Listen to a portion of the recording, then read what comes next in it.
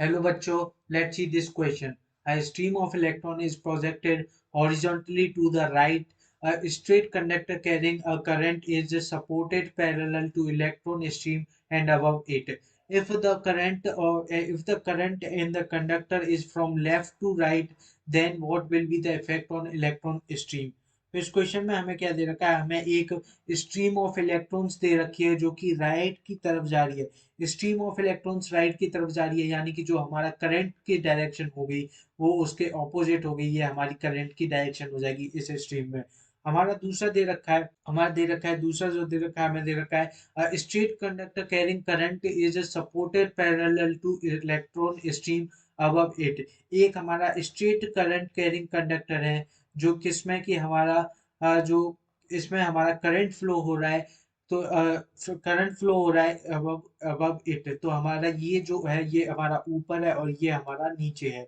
इसे हम वापस से बनाए डायग्राम को, डायग्राम हम वापस बनाए। हमें जो कंडक्टर प्लेट दे रखी है, यानी कि जो वो दे रखी है हमें ऊपर दे रखा है, हमें इलेक्ट्रॉन बीम दे रखी है वो हमें दे रखी है नीचे। हमारा जो डायग्राम होगा वो इलेक्ट्रॉन बीम में इधर होगा, तो हमारा जो करंट होगा वो उसके ऑपोजिट फ्लो हो रहा होगा।